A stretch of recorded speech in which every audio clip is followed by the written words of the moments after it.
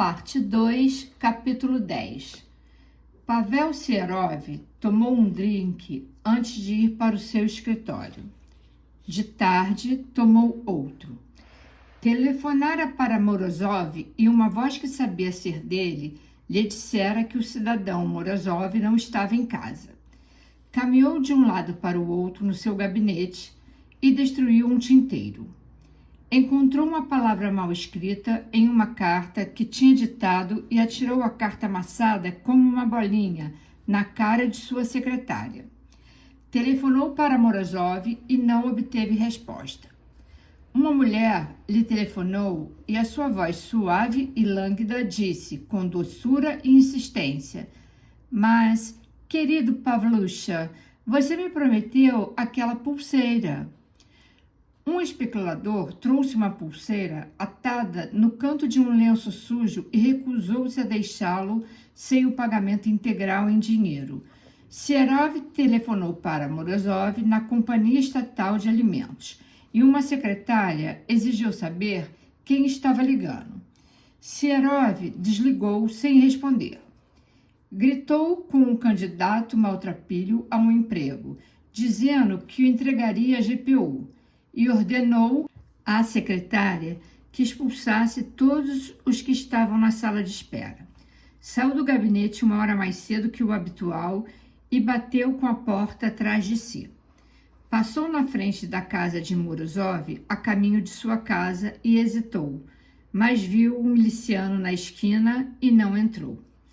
No jantar, que fora enviado por uma cozinha comunitária a 2 quadras dali, e que estava frio, com óleo flutuando sobre a sopa de repolho, a camarada Sônia disse: "Sério, Pavel, preciso de um abrigo de pele. Não posso pegar um resfriado. Você sabe, por causa da criança.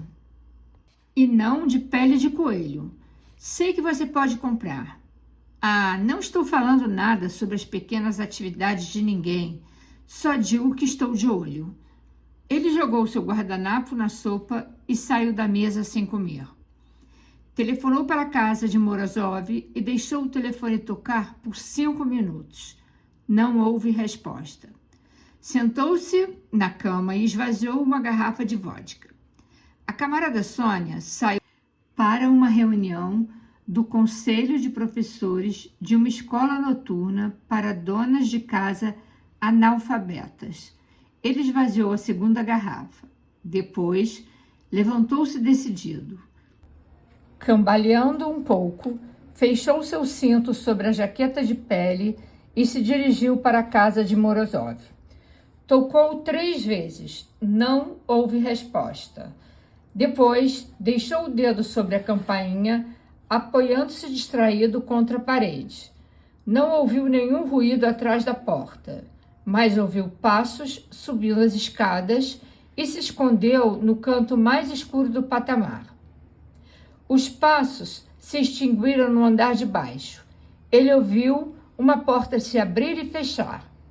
Ele não podia ser visto lá esperando, recordou-se vagamente. Pegou seu caderno e escreveu, apoiando-o contra a parede à luz de uma lâmpada na rua: "Morozov, seu bastardo maldito, se não me pagar o que me deve antes de amanhã pela manhã, você tomará café na GPU e você sabe o que isso significa. Afetuosamente, Pavel Serov." Ele dobrou o recado e o deslizou por baixo da porta. 15 minutos depois, Morozov saiu sem fazer ruído de seu banheiro e foi na ponta dos pés até o hall. Parou para escutar, nervoso, mas não ouviu nenhum ruído no patamar da escada. Depois, em meio à escuridão, viu uma mancha branca e borrada no chão. O telefone tocou. Ele estremeceu, petrificado no local, como se os olhos por trás daquele telefone que tocava pudessem vê-lo com o bilhete em sua mão. Enfiou-o em seu bolso e atendeu o telefone, tremendo. Era uma velha tia dele que estava resfriada, pedindo dinheiro emprestado. Ele a chamou de puta velha e desligou. Através da porta do banheiro, que estava aberta, Antonina Pavlovna, sentada em sua penteadeira, penteando seu cabelo, objetou o uso dessa linguagem. Ele se virou para ela como se fosse uma fera.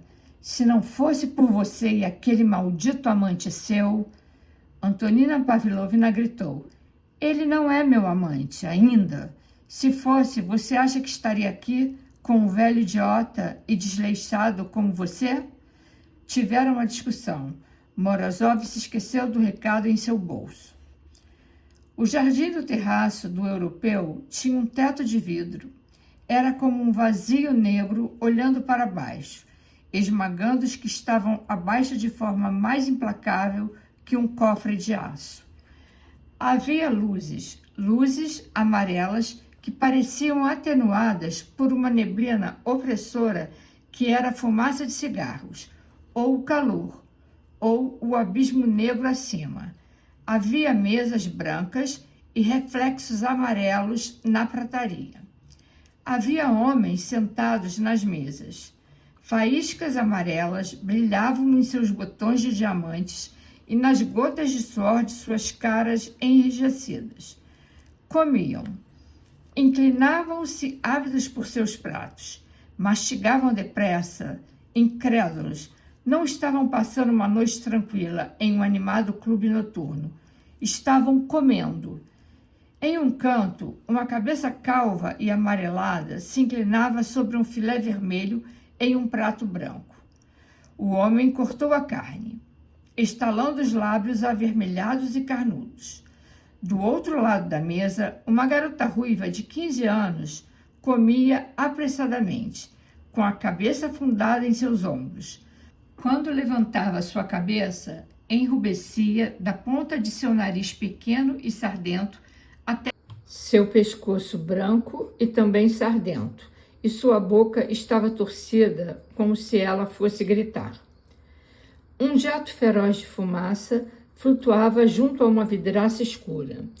Um indivíduo magro, com um rosto comprido que denunciava a sua futura aparência de caveira, balançava-se monotonamente sobre as pernas traseiras de sua cadeira.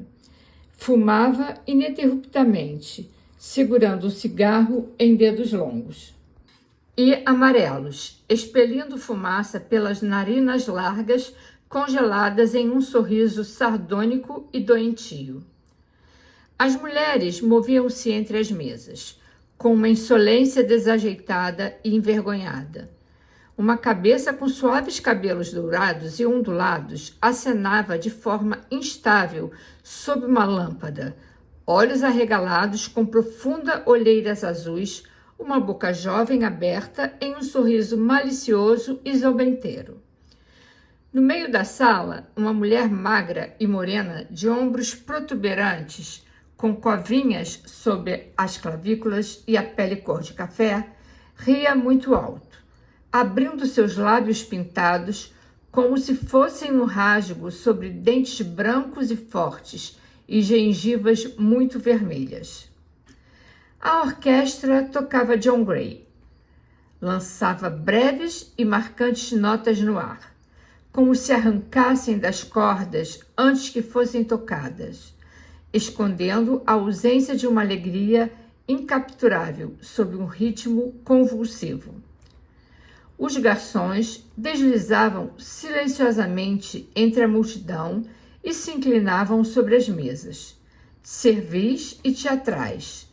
Suas papadas flácidas transmitiam expressões de respeito, escárnio e pena daqueles culpados e desajeitados que faziam tanto esforço para ficarem alegres.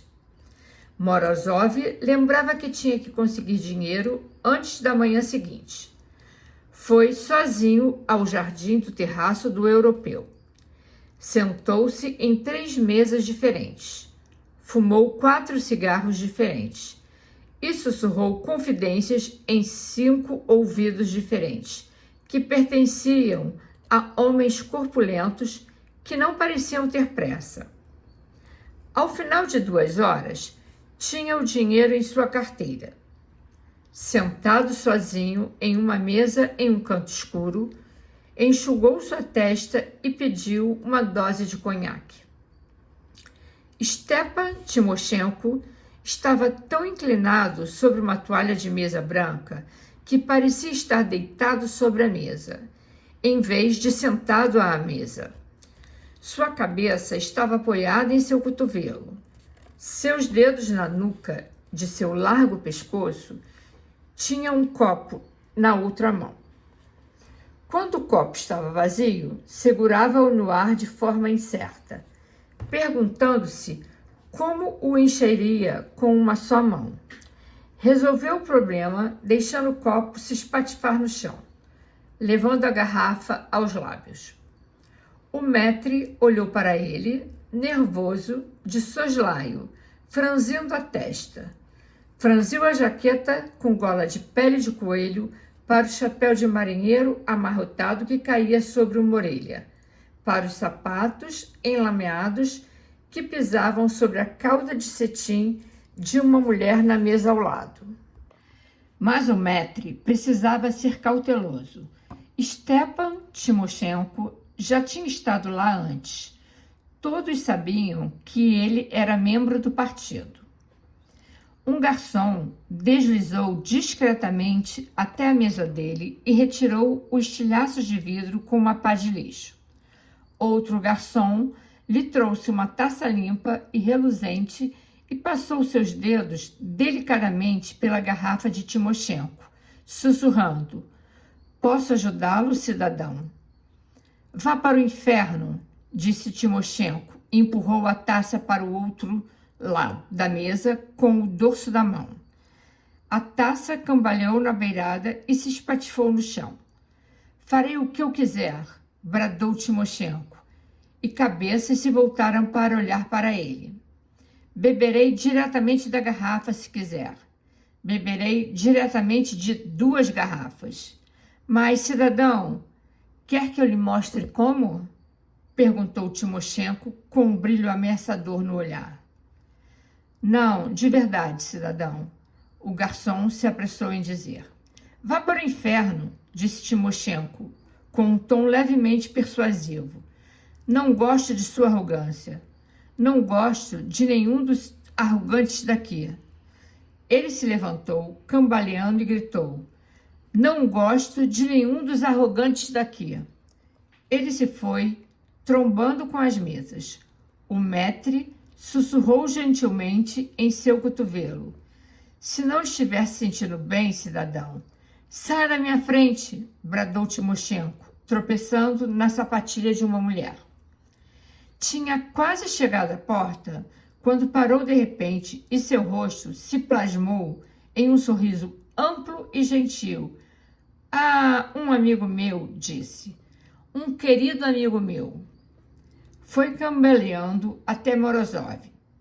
Passou uma cadeira por cima da cabeça de uma pessoa e a pôs no chão em um golpe, junto à mesa de Morozov, e se sentou. "Perdoe-me, cidadão", disse Morozov, engasgado, levantando-se.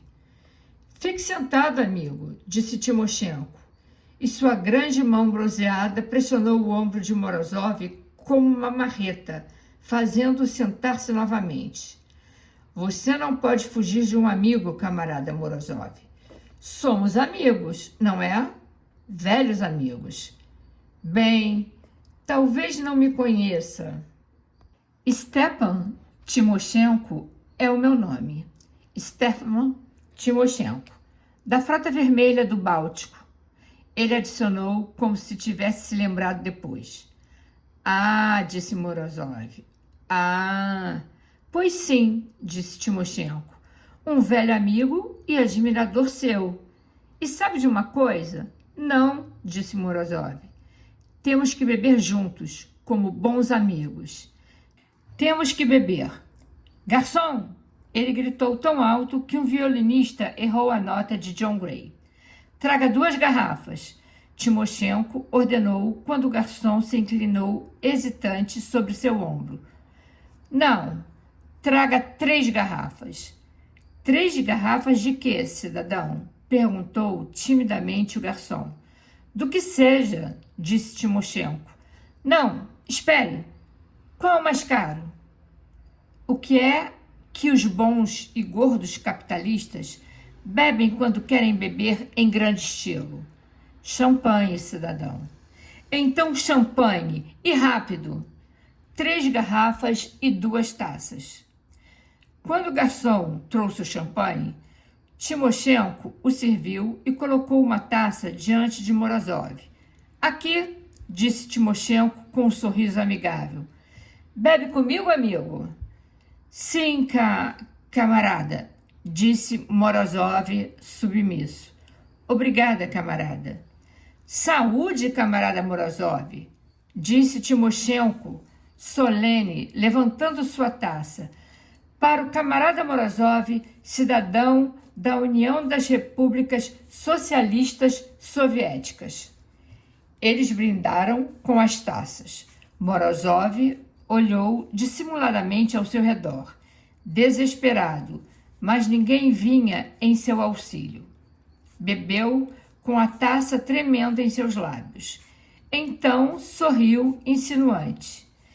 Isso foi muito amável de sua parte, camarada, murmurou Morozov, levantando-se. E lhe agradeço muito, camarada. Agora, se não se importa, preciso ir andando e... Fique sentado, ordenou Timoshenko.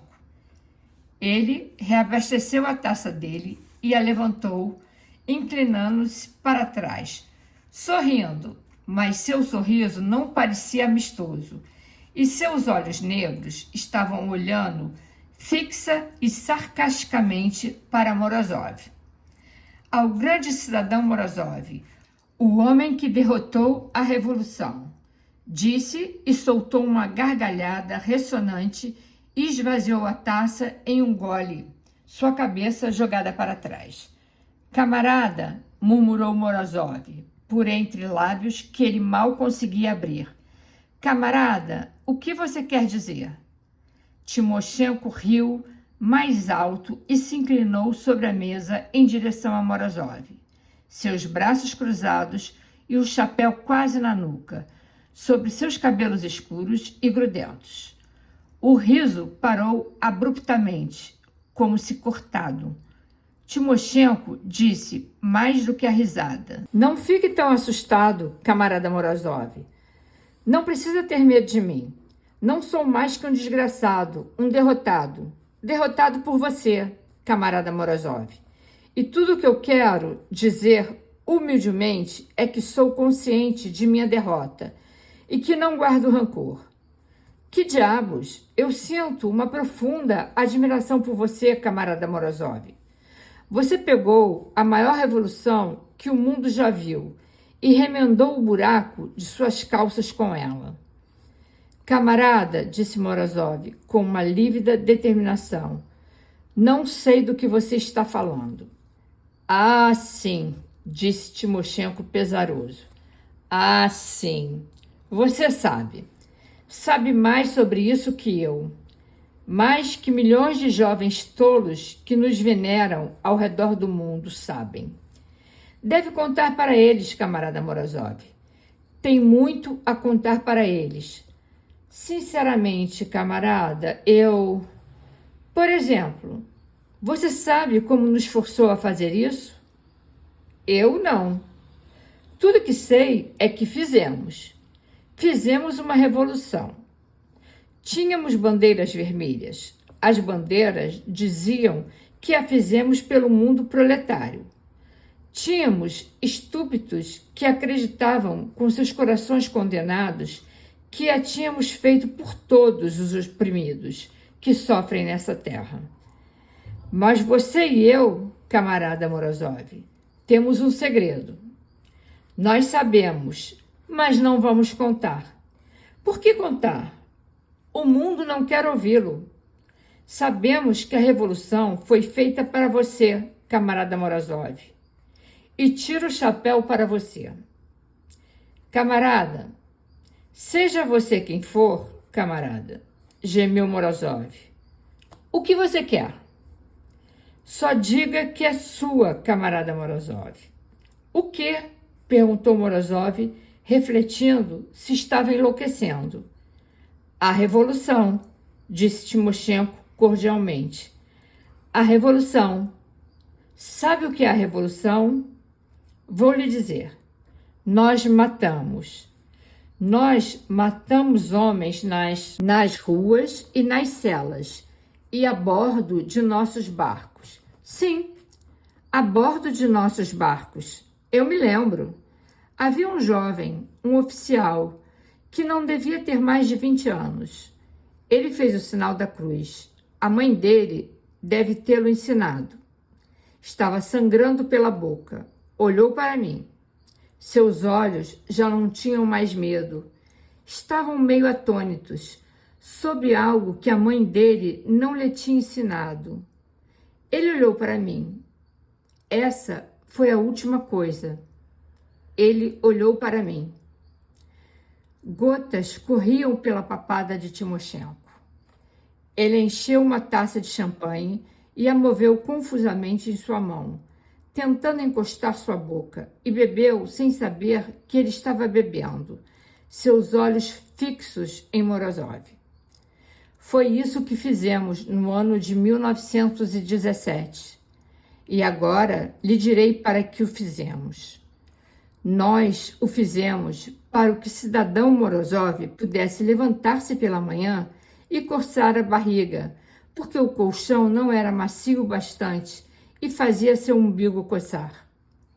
Nós o fizemos para que ele pudesse andar em uma grande limusine com uma almofada de penas no assento e um pequeno jarro de vidro para flores junto à janela. Lírios do Vale, não é? Para que pudesse beber conhaque em um lugar como este.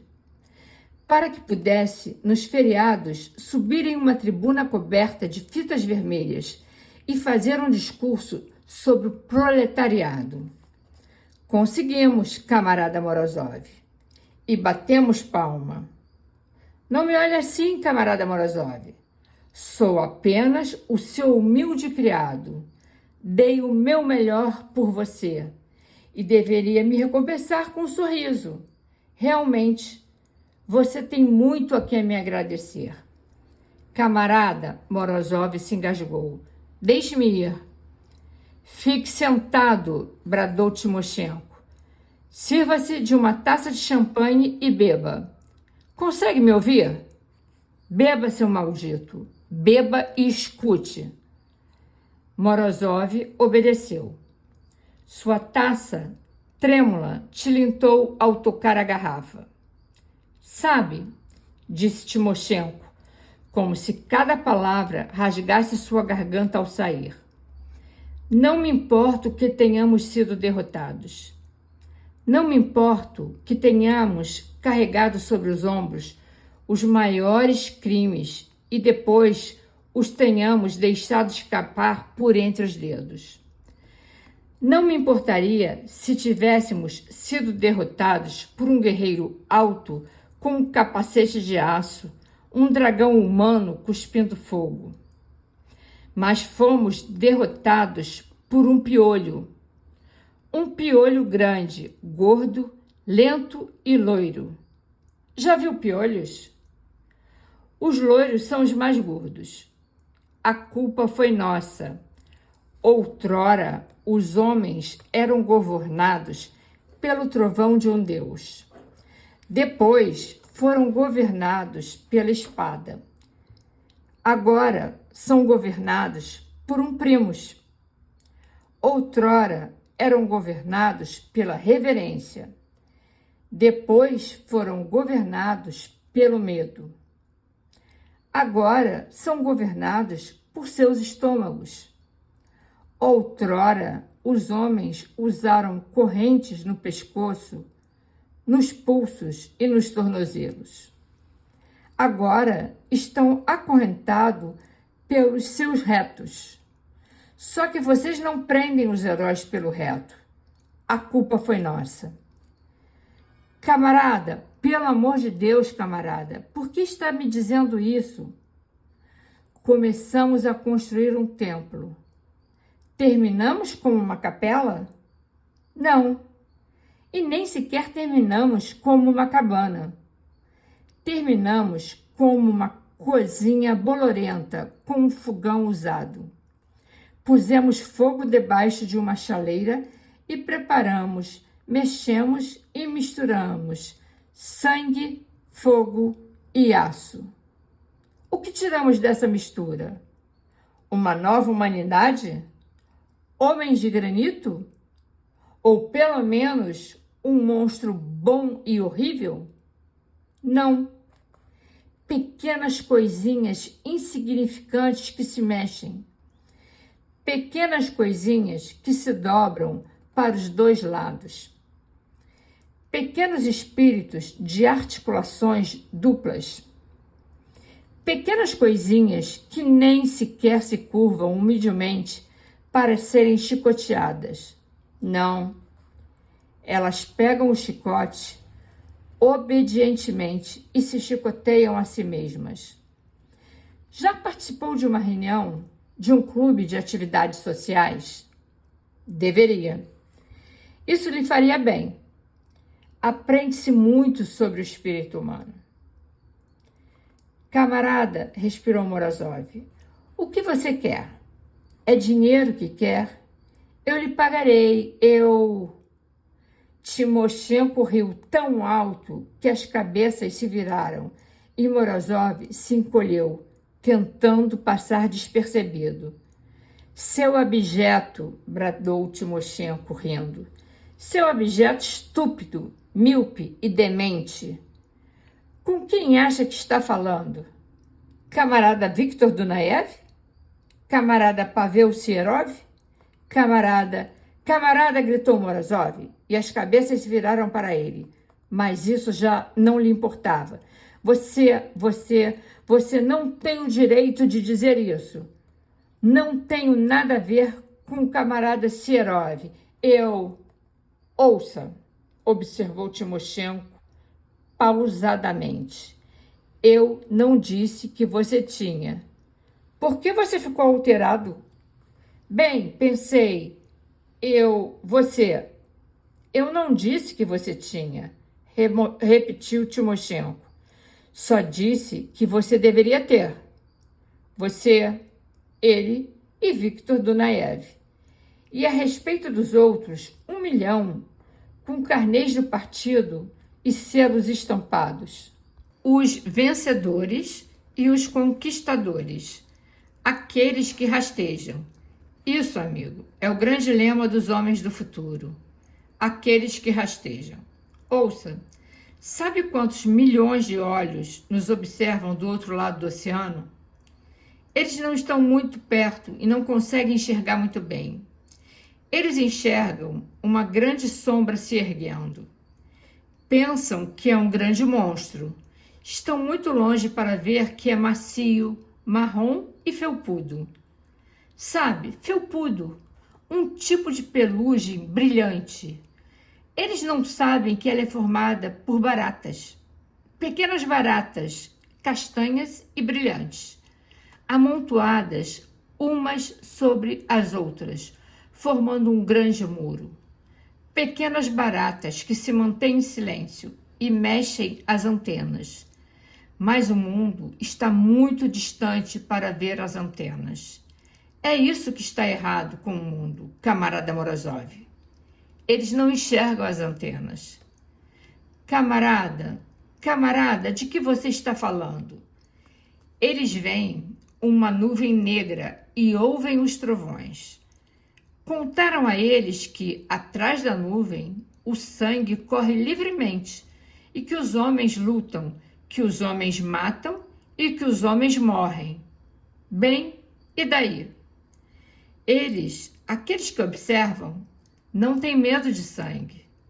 Há honra no sangue, mas eles sabem que não nos banhamos em sangue, mas em pus. Ouça, vou lhe dar um conselho. Se quiser manter esta terra sobre seus tentáculos, diga ao mundo que você está cortando cabeças já no café da manhã e fuzilando regimentos inteiros de homens. Permita que o mundo pense que você é um grande monstro que deve ser temido, respeitado e combatido honrosamente. Mas não permita que saibam que o seu exército não é de heróis, nem sequer de demônios, mas de contadores herniosos, curvados, que aprenderam a ser arrogantes. Não permita que saibam que você não deve ser abatido, mas desinfetado. Não permita que saibam que você não deve ser combatido com canhões, mas com ácido carbônico. O guardanapo de Morozov estava amassado em uma bola ensopada em seu punho. Enxugou sua testa mais uma vez. Disse, tentando fazer com que sua voz soasse amável e tranquilizadora, tentando levantar-se discretamente. Tem razão, camarada. São opiniões muito acertadas. Estou absolutamente de acordo contigo. Agora, se me permite, fique sentado, bradou Timoshenko. Sente-se e faça um brinde. Beba ou atire em você como se fosse um vira-lata. Ainda carrego uma arma, você sabe. Aqui. Timoshenko o serviu e uma gota dourada clara escorreu pela toalha até o chão. Beba pelos homens que pegaram uma bandeira vermelha e limparam a bunda com ela. Morozov bebeu. Depois, enfiou a mão no bolso e tirou um lenço para limpar sua testa. Um pedaço de papel amassado caiu no chão. Foi um movimento rápido e brusco que Morozov fez para pegá-lo, que fez com que o punho de Timoshenko se lançasse e agarrasse a mão de Morozov. Que isso, amigo? Perguntou Timoshenko. O pé de Morozov chutou a bolinha para tirá-la do alcance e ela rolou para baixo de uma mesa vazia. Morozov disse com indiferença. Pequenas gotas de muco respingavam de suas largas narinas. Ah, isso? Nada, camarada, nada mesmo. Só um pedaço de papel para jogar no lixo. Ah, disse Timoshenko, encarando-o com olhos alarmantemente sóbrios. Ah, só um pedaço de papel para jogar no lixo. Bem, deixaremos que fique aí. Deixaremos que o cara da limpeza o jogue na lixeira. Sim, Morozov, confirmou ansioso. Isso aí, na lixeira. Muito bem colocado, camarada. Soltou uma risadinha, limpando a testa. Deixaremos que o cara da limpeza o jogue na lixeira. Gostaria de outra bebida, camarada? A garrafa está vazia. A próxima é por minha conta. Garçom, outra garrafa do mesmo. Claro, disse Timoshenko sem se mover. Tomarei mais uma bebida. O garçom lhes trouxe a garrafa. Morozov encheu as taças, inclinando-se solícito sobre a mesa. Ele disse, ao recuperar sua voz, sílaba por sílaba. Sabe, camarada, eu acho que você me interpretou mal. Não o culpo. Entendo seus motivos e simpatizo plenamente com eles. Há muitos tipinhos inaceitáveis, ou, devo dizer, desonrosos, hoje em dia. É preciso ter cuidado. Devemos nos conhecer melhor, camarada. É difícil julgar à primeira vista, sabe? E, particularmente, em algum lugar como este. Aposto que pensou que eu era um especulador ou algo assim. Não é? Muito engraçado, não é? Muito, disse Timoshenko. Para o que você está olhando ali embaixo, camarada Morozov? Ah, Morozov soltou uma risadinha, erguendo a cabeça. Só estava olhando para os meus sapatos, camarada. Eles estão um pouco apertados, sabe? Desconfortáveis. Acho que é porque fico muito tempo de pé, sabe? No escritório. Aham, disse Timoshenko. Não deveria descuidar de seus pés. Deveria dar um banho quente neles quando chegar em casa. Uma panela com água quente e um pouco de vinagre. Isso é bom para pés doloridos. Ah, verdade. Fico feliz que tenha me dito. Sim, de fato. Muito obrigado. Sem dúvida, tentarei. A primeira coisa quando chegar em casa. Já é hora de ir para casa, camarada Morozov. Ah, bem, suponho. Bem, ainda não está tarde. Pensei que estivesse com pressa pouco tempo atrás. Bem, não posso dizer que esteja com nenhuma pressa em particular. Ademais, com essa agradável... Qual é o problema, camarada Morozov? Há algo que não queira deixar aqui? Quem? Eu? Não sei. O que poderia ser, camarada? Camarada, como disse que se chamava, camarada? Timoshenko. Stepan Timoshenko. Não será aquela bolinha de papel embaixo daquela mesa, por acaso? Ah, aquilo? Nossa, camarada Timoshenko, tinha me esquecido daquilo. Por que iria querer? Não sei, disse Timoshenko lentamente. Não é mais que isso, camarada Timoshenko. Não é nada, nada em absoluto. Outra dose, camarada Timoshenko? Obrigado. Aqui está, camarada. Algum problema debaixo da mesa, camarada Morozov? Como? Não, camarada Timoshenko. Só me agachei para atar meu cadarço. O cadarço estava desatado. Onde? Bem, isso não é engraçado. Na verdade, não está nem um pouco desatado. Vê? E pensei que estivesse. Já sabe como é. Esses cadarços de hoje em dia. Não aguentam nada. Não são nada confiáveis. Não, disse Timoshenko. Rompem-se como barbante. Sim, disse Morozov, como barbante. Igual, como você diria, a barbante... Para que se agacha, camarada Timoshenko? Não está confortável? Por que não se senta aqui? Ficará mais... Não, disse Timoshenko. Estou muito bem onde estou. Tenho uma boa visão da outra mesa. Gosto daquela mesa. Bonitas pernas, não é? Quase artísticas, não é? Com toda a razão, camarada.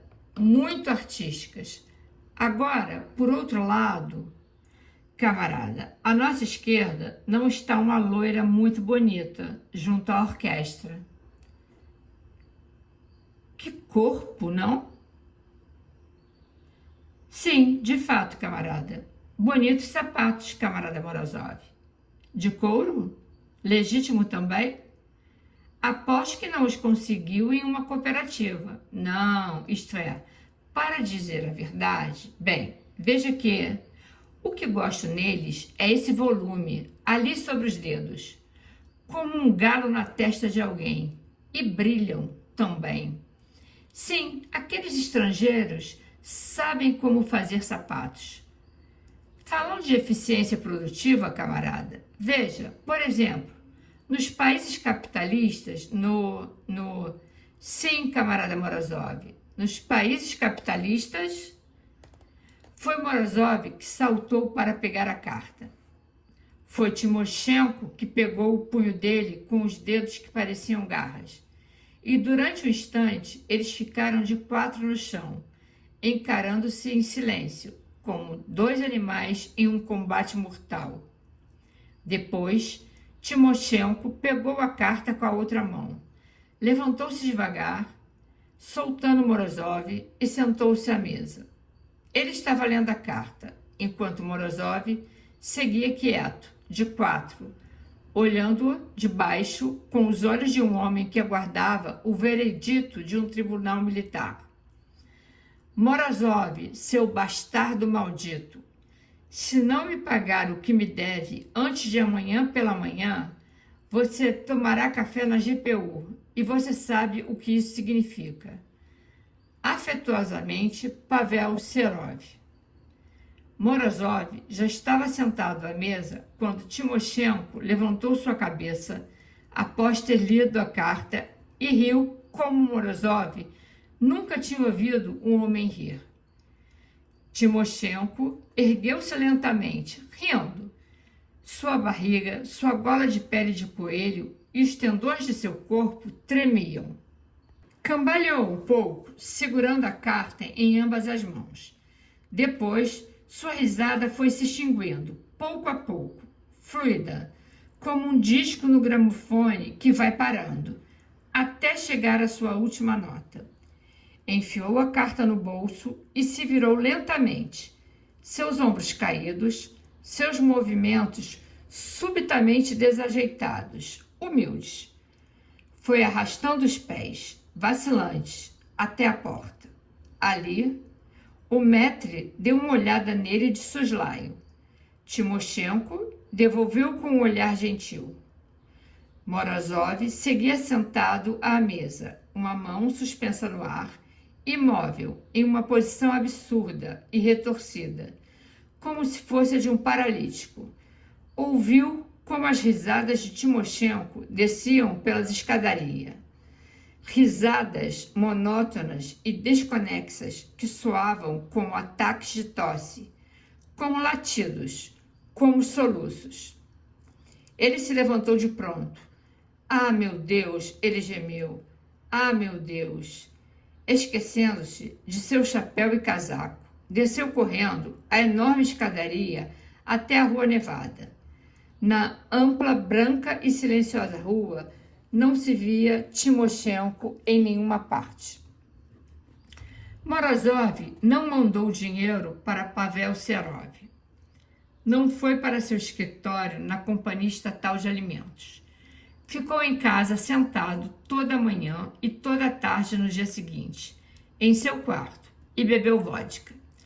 Toda vez que ouvia o telefone, ele se encolhia, afundando a cabeça nos ombros e mordia os nós de seus dedos. Nada aconteceu. Na hora da janta, Antonina Pavlovna trouxe o jornal vespertino e gritou, áspera: qual o seu problema, afinal? Ele deu uma olhada no jornal. Trazia algumas manchetes na primeira página. Na aldeia Vasilkino, na região de Kama, os campesinos, incitados por uma facção contra-revolucionária, tocaram fogo no clube de Karl Marx local. Os corpos do presidente e do secretário do clube, camaradas do partido de Moscou, foram achados entre os escombros carbonizados. Uma brigada da GPU está se dirigindo para Vasilkino. Na aldeia Izvirkoye, 25 campesinos foram executados na noite de ontem pelo assassinato do correspondente do Village, um jovem camarada que trabalhava no jornal da União Comunista da Juventude em Samara. Os campesinos negaram-se a revelar o nome do assassino. Na última página, uma breve nota. O corpo de Stepan Timoshenko, ex-marinheiro da Frota do Báltico, foi achado na manhã de hoje embaixo de uma ponte, sobre o gelo do canal Obikovsky. Ele se deu um tiro na boca. Não se encontrou nenhum documento no corpo, exceto seu carnê do partido, que explique o motivo de seu suicídio.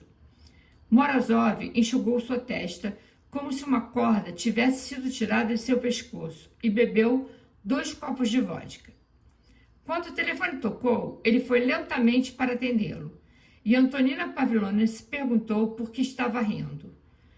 Morozov, sussurrou uma voz sufocada do outro lado da linha. É você, Pavlusha? Perguntou Morozov. Ouça, amigo, sinto muitíssimo, mas tenho dinheiro e... Esqueça o dinheiro, murmurou Serov. Não tem problema. Ouça, eu ontem lhe deixei um bilhete. Ah, sim, suponho que merecia. E você o destruiu? Por quê? Por nada. Só que entendo que poderia... Você o destruiu? Morozov olhou para o jornal da tarde, sorriu e disse, sim, destruí. Esqueça isso, amigo. Não soltou o jornal durante toda a noite. O idiota, murmurou para si mesmo, e Antonina Pavlovna olhou para ele inquisitivamente. O maldito idiota enlouqueceu, vagou toda a noite, Deus sabe por onde.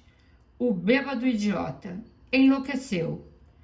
Morozov não sabia que Stepan Timoshenko tinha ido para casa depois do europeu, que se sentou em uma mesa capenga, em seu puxadinho, sem estufa, e escreveu a duras penas uma carta em um pedaço de papel à luz de uma vela colocada em uma garrafa verde, que dobrou a carta com cuidado e a enfiou em um velho envelope, junto com outro pedaço de papel amassado, e escreveu o endereço de Andrei Taganov nele, que pôs um selo na carta e se foi, com um passo firme e tranquilo, pelos degraus quebrados da rua.